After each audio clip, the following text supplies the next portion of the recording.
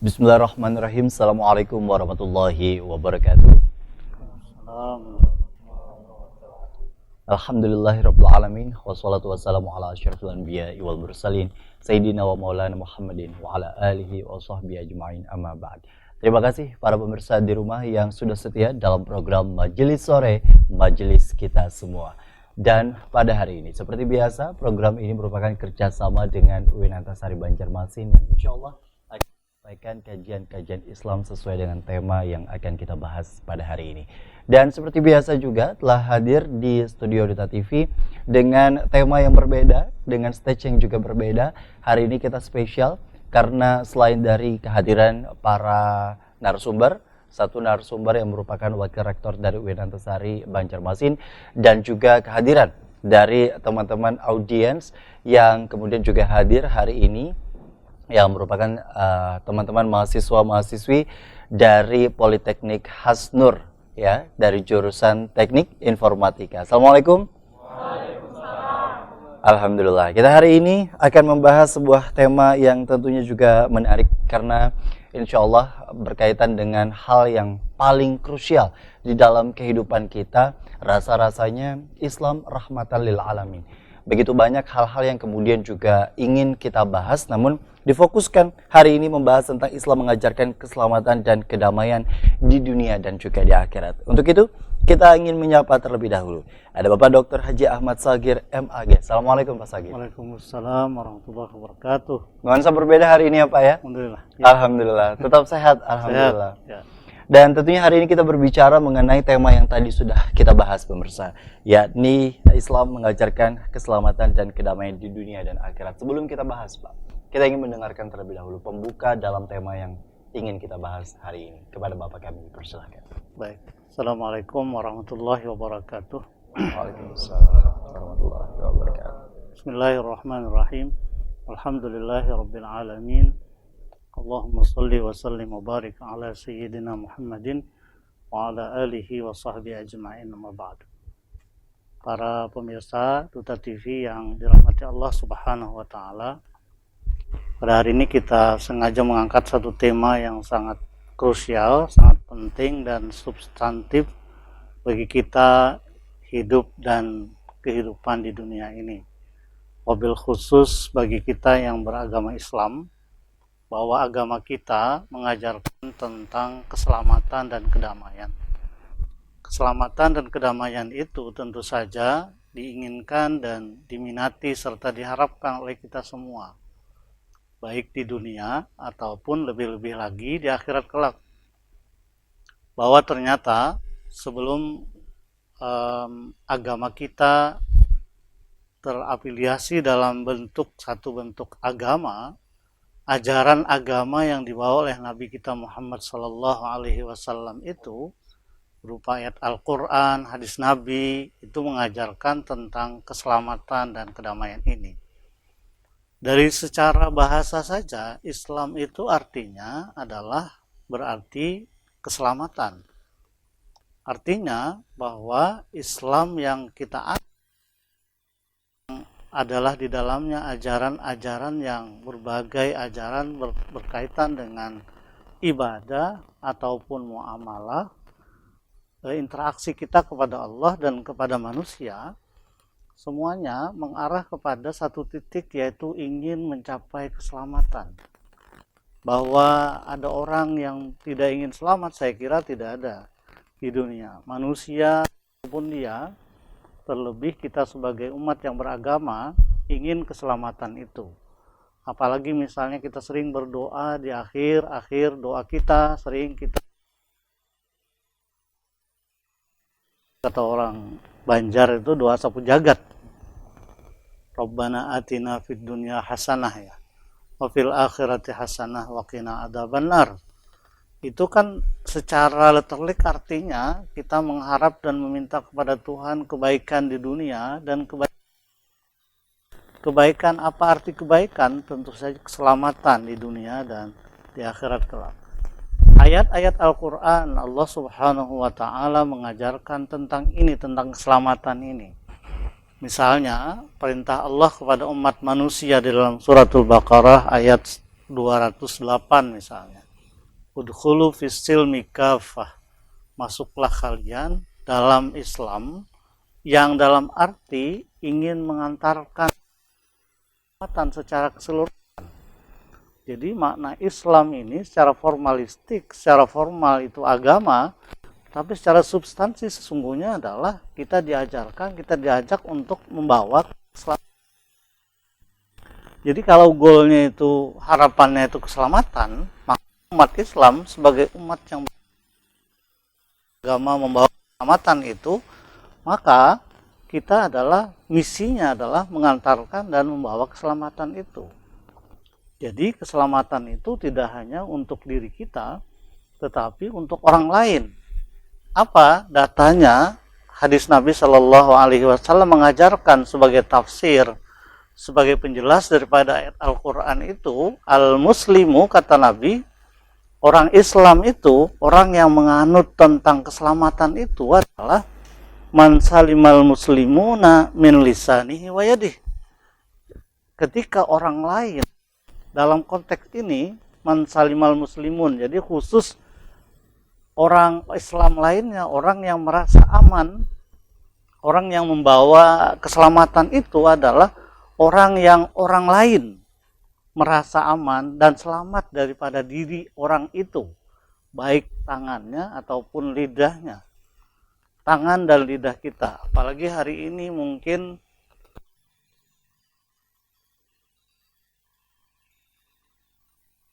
betul dengan digital sekarang. Saya kira lisan itu sudah terwakili dengan tangan, ya kan? Ketika kita menggunakan HP, ini adalah bentuk lisan kita, atau apalagi pakai suara yang bisa, itu kan jelas sekali ya, jelas sekali bahwa lisan transfer pada bentuk tulisan. Jadi artinya orang Islam yang mengaku dirinya sebagai muslim itu hendaklah mendelivery bahwa dia ingin mengantarkan, membawa orang lain kepada keselamatan. Buktinya tangan dan lisannya akan menyelamatkan orang lain.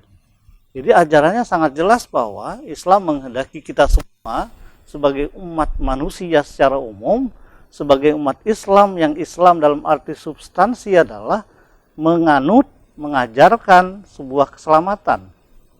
Bahwa tangannya dan lisannya tidak akan menyakiti ataupun membuat orang lain tidak selamat.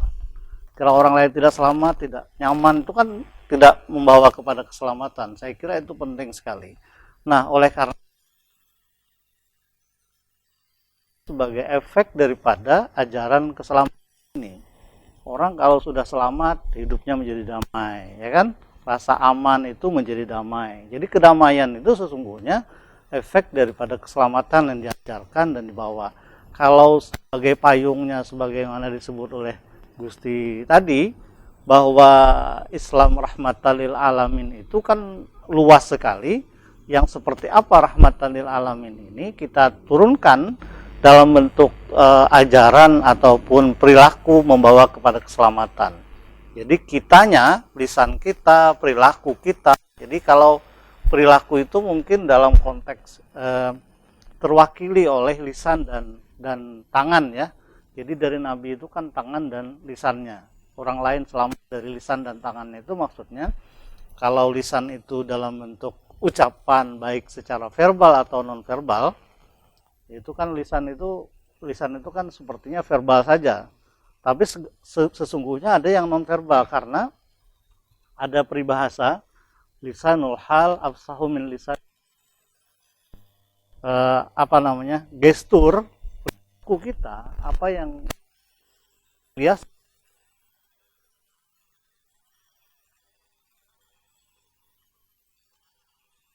lisan itu tidak secara spesifik menyebut lidah saja, tapi lisan hingga ketika belajar ada namanya verbal, non verbal, lisan verbal, ada yang komunikasi secara verbal, ada yang non verbal. Komunikasi orang yang tidak bisa ngomong kan terpaksa dengan isyarat, itu berarti non verbal, tidak diucapkan secara langsung. Nah, saya kira itu yang hari ini, sehingga keselamatan dan kedamaian itu satu harusnya menjadi titik yang harus kita kedepankan dalam kehidupan kita. Dan menjadi satu kesatuan. Iya, betul. Artinya kita sebagai umat muslim tentu ingin sekali mengedepankan keselamatan dan juga kedamaian sebagai output yang kita dapatkan setelah melalui berbagai proses, salah satunya untuk menjaga perilaku dan lisan kita. Betul. Yang hal seperti itulah yang menjadi bahasan kita nanti di segmen berikutnya. Tetaplah bersama kami dalam program Majelis Sore, Majelis Kita Semua.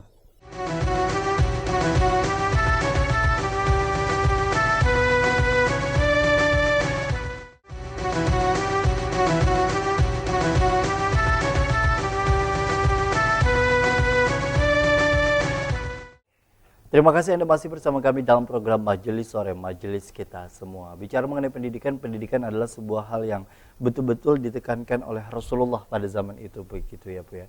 Apalagi istilahnya dalam hal ini, surah pertama yang turun pun juga ayat yang disebutkan adalah Iqra, baca, yang tidak lain tidak bukan bentuk literasi yang sebenar-benarnya yang harus ditekankan oleh setiap dari kita. Tapi mengingat dengan kondisi pendidikan hari ini yang istilahnya metode orang zaman dulu dengan sekarang kan sudah begitu banyak pergeseran. Orang gurunya di mana, muridnya di mana, kemudian tempatnya di mana. Ini sendiri kan cukup fleksibel hari ini dengan hadirnya pandemi dan pasca pandemi setelah penyesuaian dan lain-lain. Sejauh mana sebenarnya ini sendiri memberi dampak kepada kualitas pendidikan itu sendiri? Jadi tadi contohnya kan PR ya. Kemudian waktu pandemi itu guru menyampaikan pembelajaran, kalau yang udah bagus sih misalnya pakai Zoom ya kan, tak pakai Google Meet atau pakai Jitsi atau pakai Webex. Tapi pada sebagian guru mereka belum bisa menggunakan aplikasi-aplikasi tersebut, akhirnya kirim WA kan, tugas itu ada yang langsung tugas baca halaman, misalnya baca halaman 5 sampai 8, jawab latihan 1 tanpa ada penjelasan guru ya kan. Nah misalnya pada pembelajaran tertentu mungkin itu kalau juga orang tuanya sempat dan mau untuk membimbing anaknya. Tapi kalau yang sibuk, yang harus berangkat dari rumah sebelum subuh karena harus buka lapak di pasar subuh, ya kan. Nah, pulang sore, itu menjadi kendala satu hal. Pada sisi guru tadi itu dia tidak bisa menyampaikan misalnya materi-materi tertentu yang harus pakai demonstrasi, seperti misalnya pada pelajaran fikih, wudu. Betul. Cara wudhu ya kalau orang tuanya sempat ngajarin ya kan. Nah kalau misalnya pada pembelajaran offline itu kan dia bisa menjelaskan ini loh yang namanya misalnya muka tuh harus dari sini ke sini ini ya kan. Tapi ada telinga itu harusnya bagaimana, itu kan hanya bisa diajarkan dengan paling tidak memperlihatkan video. Kalau hanya memperlihatkan gambar tuh kan hanya begini aja. Tapi sebatas mana muka yang di wajah yang dibasuh tidak ada nampak. Nah itu yang menjadi satu permasalahan pada pendidikan pada masa pandemi, yang tentu saja orang tua juga perlu partisipasinya, ya kan. Apalagi TPA kan tutup juga, betul. Masjid tutup, ya kan. Jadi sehingga tempat anak belajar memang benar-benar di rumah, benar-benar tergantung kepada orang tuanya. Nah jadi tadi kendala keterbatasan pada masa pandemi. Nah itu yang kemudian menjadi permasalahan bagi guru pasca pandemi ini, ketika mereka masuk kembali kelas offline, anaknya belum bisa wudhu misalnya. Oke, artinya dengan kondisi seperti itu kecakapan digital itu juga sangat diperlukan. Betul.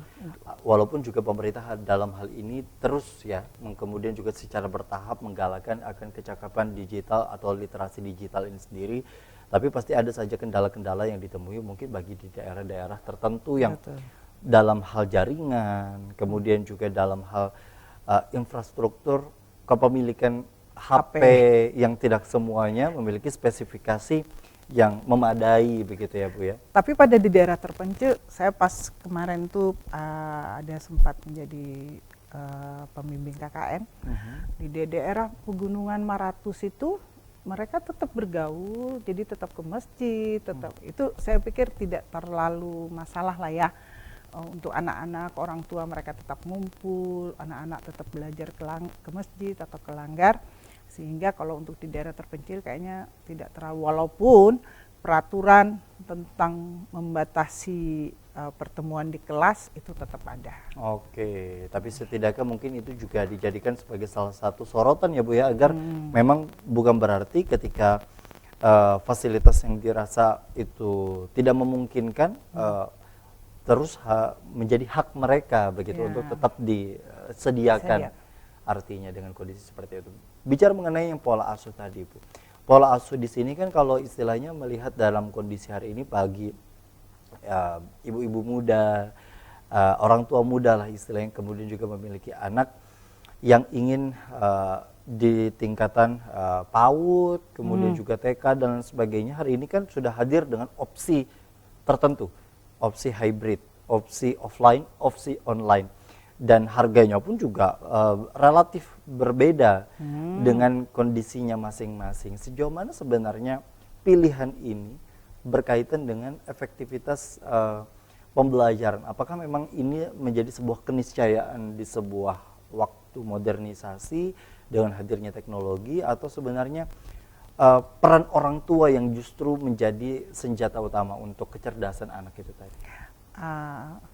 Sekarang sih memang akhirnya karena kita kemarin melalui pandemi ya, kemudian literasi digital guru-guru sudah juga semakin bagus.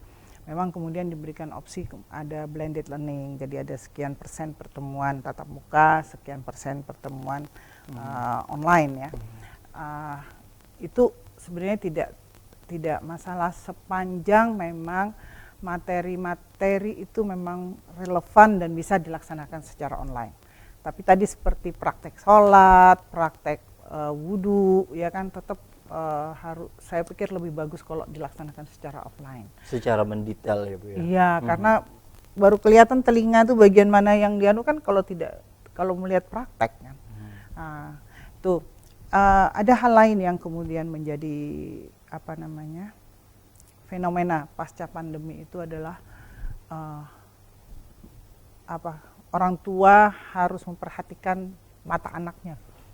Karena ini kata toko kacamata ya, kata optik itu setelah pandemi, kata dia banyak sekali anak-anak yang kemudian harus pakai kacamata. Karena selama pandemi mereka kan mainnya HP, paling enggak laptop, ya kan. Itu kan jaraknya berapa lah, nggak mungkin sampai 3 meter kan, ya kan. Ketika mereka harus turun sekolah, belajar secara offline, itu banyak sekali ditemukan anak-anak yang kemudian matanya rabun. Karena akhirnya menjadi jaraknya jauh kan antara kursi dengan papan tulis. Oke, dengan kondisi seperti itu artinya juga harus aware. Bukan hanya kesehatan terhadap virus corona itu tadi, tapi ternyata ada penyakit yang kemudian juga perlu diperhatikan oleh orang tua. Apalagi juga rutinitas aktivitas kesehariannya, baik itu makannya gitu ya Bu ya, atau kemudian juga aktivitas yang memang betul-betul dipantau untuk kegiatan di HP-nya, karena kan bisa jadi sebenarnya aktivitasnya belajarnya dari jam berapa sampai jam berapa, tapi karena tidak diawasi begitu, bisa jadi yang dipergunakan untuk main atau malah tontonan-tontonan yang mungkin juga di luar dari pantauan orang tua ya Bu ya. Sampai tiduran lagi. Nah itu yang kemudian juga cukup membahayakan. Tapi melihat dengan kondisi seperti itu, nanti kita akan bahas lebih lanjut ya Bu, mengenai sejauh mana sebenarnya pembelajaran ini dan kemudian juga hadirnya generasi yang hari ini kita kenal Gen Z ya Bu ya, yang hari ini juga begitu banyak membawa dampak, terutama di dalam mereka bersosialisasi. Betul. Ada yang istilahnya cukup ada batasan atau ada gap sendiri ya Bu ya, ketika mereka sudah 1 tahun dari awal online, kemudian pas masuk kelas 2 misalnya, atau masuk ke kelas 3 tiba-tiba dia offline, dan kemudian juga bertemu dengan teman-teman baru yang tidak dikenal sebelumnya dan tidak pernah dilihat sebelumnya. Nah, bagaimana sebenarnya orang tua mengajarkan untuk anaknya bisa bersosialisasi dengan baik pasca pandemi? Kita nanti akan kembali. Tetaplah bersama kami.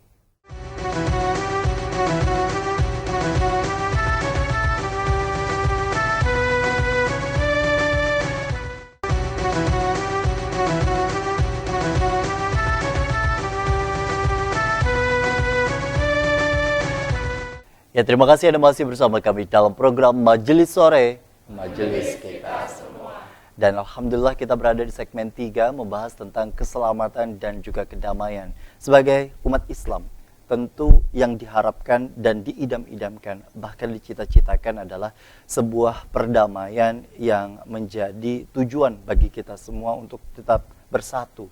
Namun seringkali Pak, bahkan ada beberapa berita yang belakangan viral yang terjadi di daerah, salah satu daerah di Indonesia yang mengaku bertemu Tuhan dan mengaku bertemu Nabi Muhammad dengan berbagai pesan untuk menyampaikan katanya apabila mengikuti ajarannya maka dijamin masuk surga. Nah, jaminan keamanan bagi kita Pak sebagai umat Islam yang seringkali dicederai oleh beberapa oknum istilahnya yang mengatasnamakan Islam untuk begitu banyak hal-hal yang dianggap menjadi sebuah pembenaran, namun pada faktanya setelah dilakukan pengkajian oleh MUI dan lembaga setempat bahwa itu dinyatakan sebagai sebuah kesesatan. Bagaimana sebenarnya keselamatan ini tetap terjaga di tengah pun kondisi umat Islamnya dan oknum-oknum dari orang-orang tersebut yang mengatasnamakan Islam memicu untuk terjadinya perselisihan?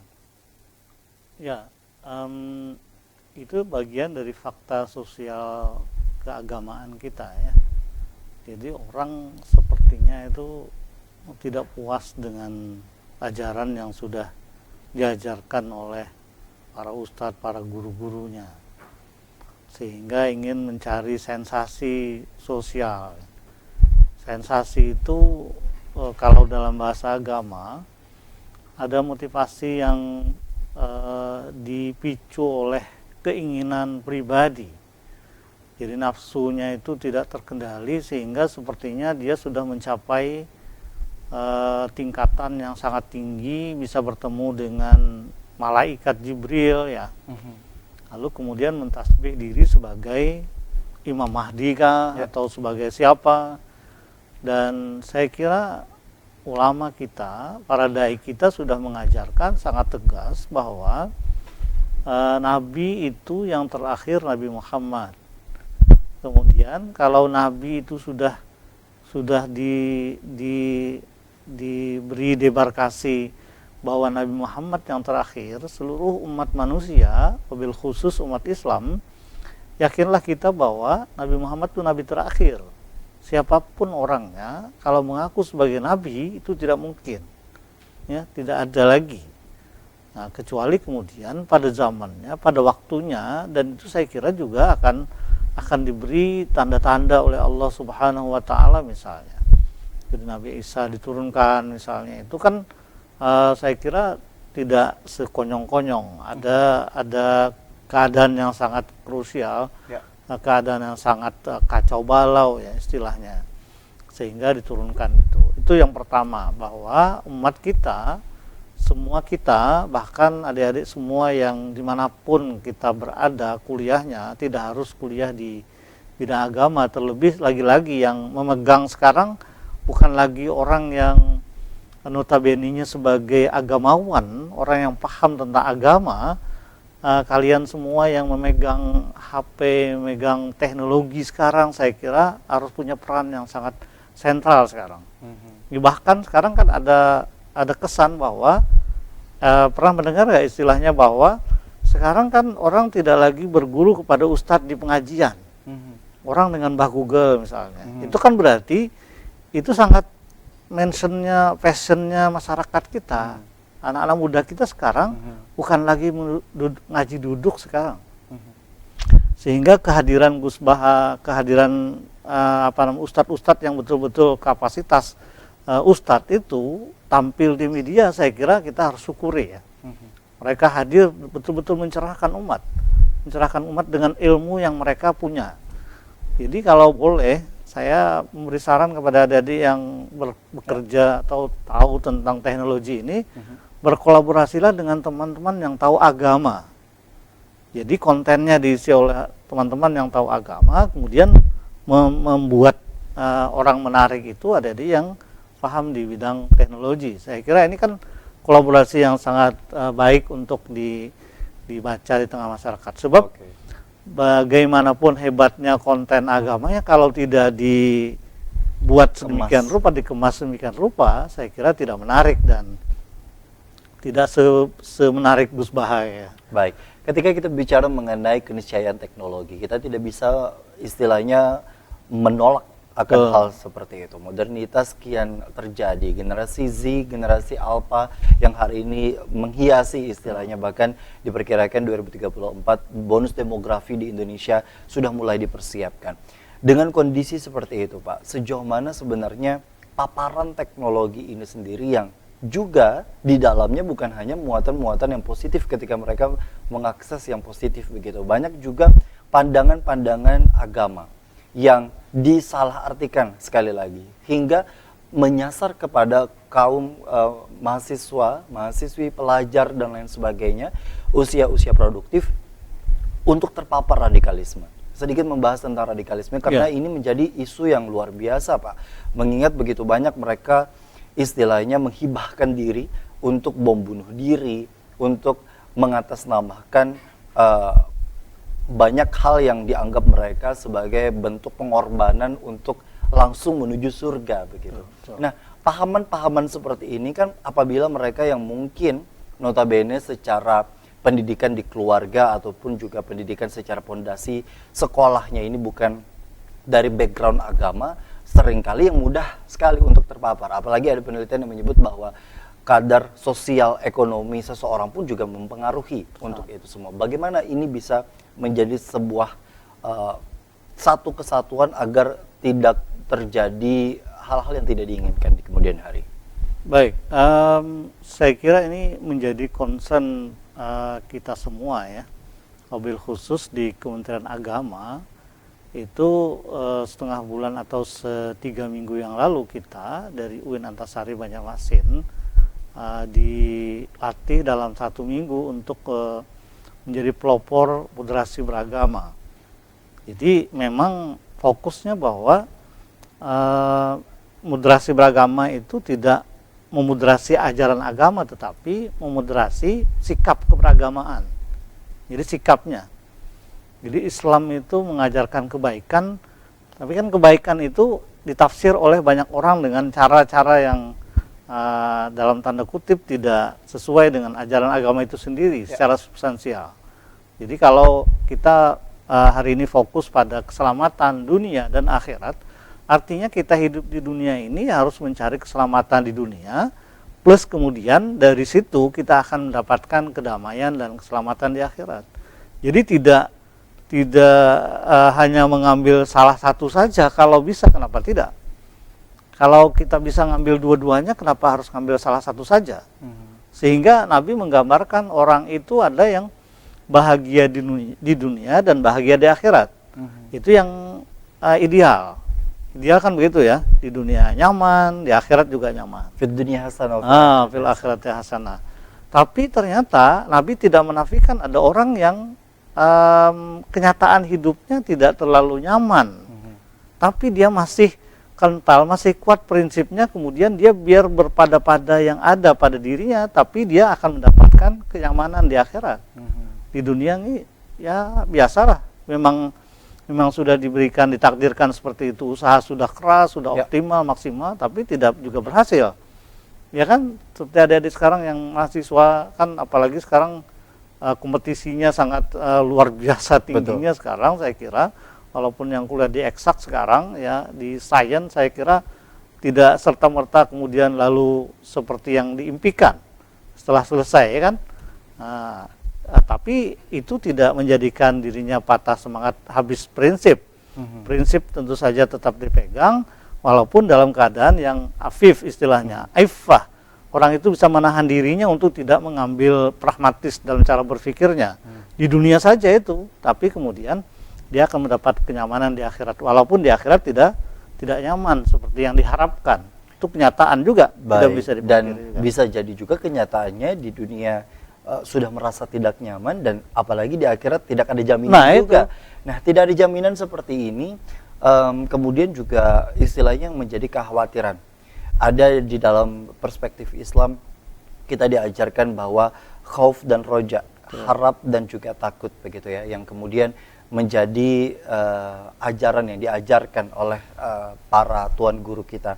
Dan dengan kondisi dan konsep itu, sebenarnya sejauh mana kita memaknai akan kehidupan ini agar orientasinya, begitu Pak, bukan hanya keselamatan di dunia, melainkan di akhirat dengan berbagai aktivitas yang terlihatnya seperti lebih dominannya dunia sebenarnya, lainnya sekolah, begitu ya, bekerja, kemudian juga tidur, makan, dan lain sebagainya. Nah, hal-hal seperti itu nanti akan kita bahas di segmen berikutnya.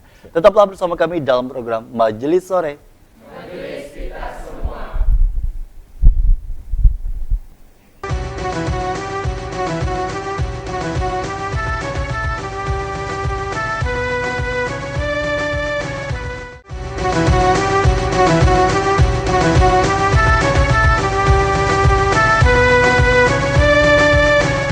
Terima kasih Anda masih bersama kami dalam program Majelis Sore, Majelis kita semua. Alhamdulillah, masih semangat ya?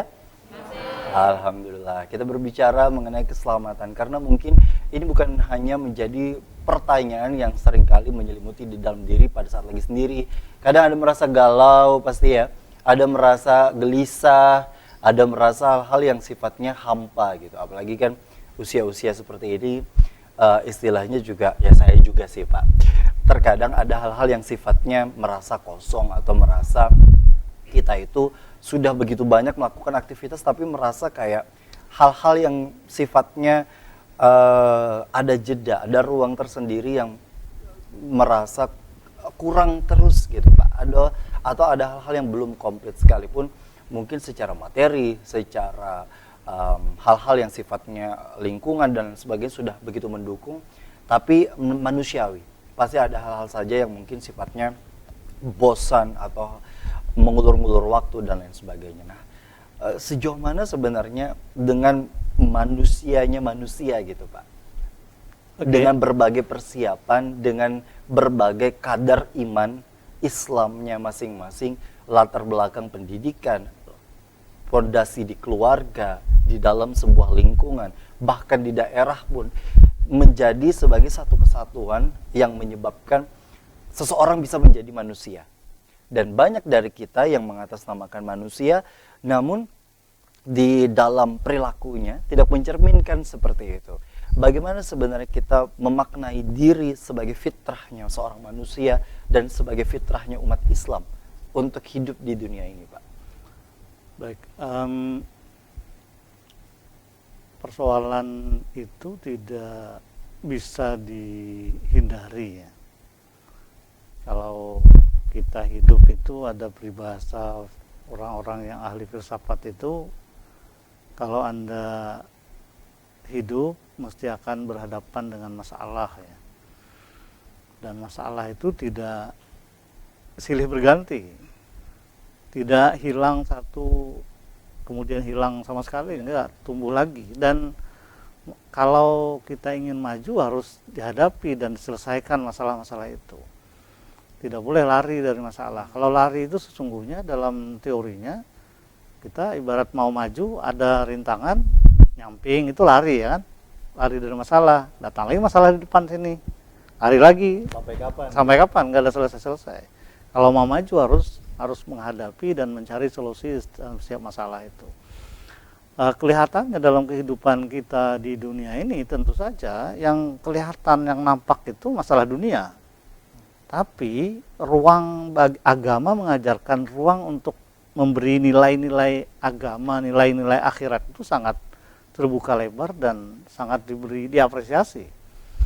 Jadi yang pertama, selain kita harus hadapi masalah, yang keduanya adalah masalah itu kita beri kita bumbui dengan nilai-nilai akhirat gitulah. Caranya seperti apa? Bahwa kita bekerja dunia nampaknya, tapi akan bernilai akhirat, itu kan yang mesti kita lakukan. Tidak bisa tidak ya. Kita punya aktivitas dan masing-masing profesi kita.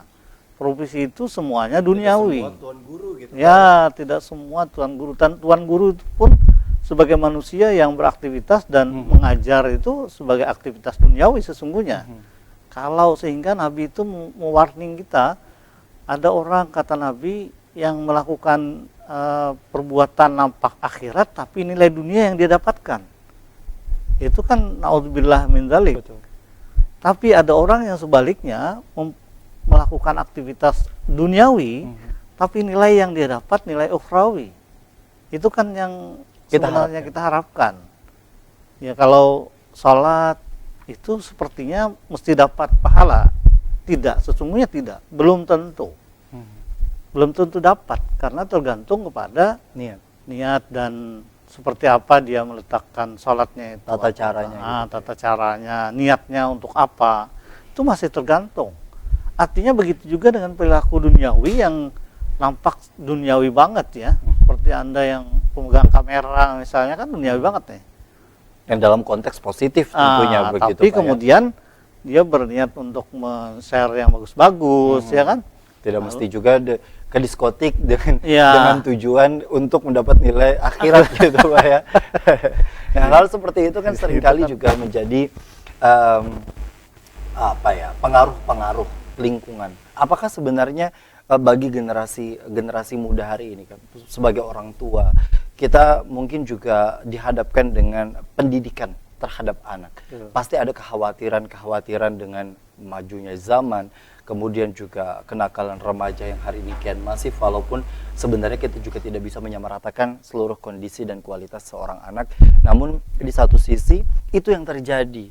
Begitu banyak yang istilahnya kehamilan di luar nikah, nauzubillah, kemudian juga pembunuhan dan lain sebagainya yang banyak sekali didominasi bagi para generasi muda dengan masalah yang sebenarnya sangat sepele begitu Pak. Nah, sejauh mana sebenarnya kadar kita sebagai orang tua untuk kemudian membantu dan mengarahkan ketika diamanahkan sebagai seorang anak, walaupun secara fitrahnya kita mengetahui Nabi saja sebenarnya bisa saja memiliki seorang anak yang kemudian juga tidak patuh begitu terhadap ayahnya. Bagaimana sebenarnya menyikapi fitrahnya sebagai orang tua? Ya, saya kira kalau kita diberi janji yang sungguh besar ya, sebagai orang tua itu kan punya kesempatan untuk mendapatkan amal yang terus mengalir ya. Salah satu di antara 3 yang ketika orang itu sudah meninggal dia terus dialiri amal pahala orang yang masih hidup, yaitu anak ya.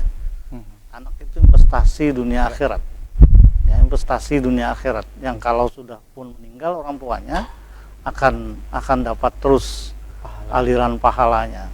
Saya kira ini harus direbut dan diraih oleh orang-orang tua, bahwa kalau orang tuanya betul mengajarkan, betul mendidiknya, lalu kemudian jangan lupa yang terakhir. Jadi kita sudah berusaha semaksimal mungkin untuk mendidik mereka, mengarahkan mereka, tapi jangan lupa bahwa di sisi yang lain ada Tuhan yang sangat berperan besar dalam kehidupan anak-anak kita. Jadi kalau orang tua dulu, bayangkan kita memikirkan atau kembali ke orang tua dulu kita, itu nggak terlalu banyak ngomong, itu anak-anaknya berhasil. Betul. Dan satu orang tua bahkan punya 10-12 anak gitu Pak ya. Itu yang antik kan. Kenapa? Tapi saya kira inilah perbedaan dengan orang sekarang. Orang sekarang itu terlalu banyak mengandalkan kepiawaiannya, kepintarannya untuk mendidik mereka, bukan adabnya. Nah, tapi adabnya disepelekan. Kemudian apalagi dia kepada Tuhan menyampingkan itu. Saya kira inilah kekurangan kita hari ini. Dan kalau yang di sini kan sebagai anak-anak semua, ya. Kalau anak-anak semua ini kan ceritanya lain. Anak-anak itu kalau mau membahagiakan diri sendiri, bahagiakan orang tua kan begitu ya. Jadi kalau harusnya. Kalau mau dapat sesuatu yang kesuksesan di masa tua kita, itu kan sangat jelas ya, Nabi mengarahkan bahwa ridallah fi ridal walidain satu ya. Allah akan selalu mengikuti apa kemauan kita kalau kita mengikuti apa kemauan orang tua kita. Betul. Ya. Jadi yang kedua, bahwa birru aba'akum tabirrakum abna'akum. Jadi kalau kalian berpikirnya nanti menjadi seorang ayah, menjadi seorang ibu yang mempunyai anak, yang ingin anak-anak kita juga berbakti kepada kita, maka hari ini kita sebagai anak harus berbakti kepada orang tua kita. Jadi ini siklus yang tidak pernah putus. Ya. Jadi terus berkelindan. Dia tidak bisa putus. Kita mau dapat anak yang berbakti pada kita, Bercerminlah dulu. Nah, sekarang kita harus berbakti kepada orang tua. Jadi kalau kita berbakti kepada orang tua itu tujuannya adalah lillahi ta'ala. Yang kedua, kemungkinan kita akan dibaktii oleh anak-anak kita yang kemudian kita ketika pada saatnya kita menjadi orang tua. Jadi itu yang paling penting ya, saya kira sangat penting dicamkan oleh kita sebagai anak-anak, sebagai anak yang masih punya orang tua ya. Baik, insya Allah. Dan tentunya juga itu yang menjadi harapan bagi kita semua. Semoga kita semua diberikan kemudahan untuk terus membahagiakan kedua orang tua, dan insya Allah semua yang ada di sini diberikan kesuksesan dan keberkahan gitu Pak. Amin, amin. Terakhir Pak, untuk menutup kita dalam kesempatan kali ini. Baik, bahwa kita di dunia ini ingin selamat, dan tentu saja keselamatan kita di dunia ini memberikan keselamatan kepada orang lain, dan itu ganjarannya adalah keselamatan kita di akhirat. Itulah saya kira yang harus kita camkan baik-baik. Keselamatan itu tidak hanya untuk diri kita, tapi untuk orang lain. Ketika kita memberikan keselamatan kepada orang lain, kedamaian kepada orang lain, yakin kita akan mendapatkan keselamatan dan kedamaian dari Allah Subhanahu wa taala. Demikian saya kira pertemuan kita. Wassalamualaikum warahmatullahi wabarakatuh. Waalaikumsalam warahmatullahi wabarakatuh. Masya Allah, terima kasih Pak Dr. Shagir, Wakil Rektor Universitas Islam Negeri Antasari Banjarmasin. Terima kasih kepada teman-teman semua yang alhamdulillah hari ini hadir. Semoga tayangan ini bisa memberikan kebermanfaatan dan keberkahan bagi kita semua. Terima kasih juga bagi para pemirsa yang di rumah yang sudah menyaksikan terus program Majelis Sore. Akhirnya saya Gusti Muhammad Hermawan, Pak Shagir, dan teman-teman semua yang ada di sini mengucapkan terima kasih atas perhatian dan kebersamaan Anda. Wassalamualaikum warahmatullahi wabarakatuh.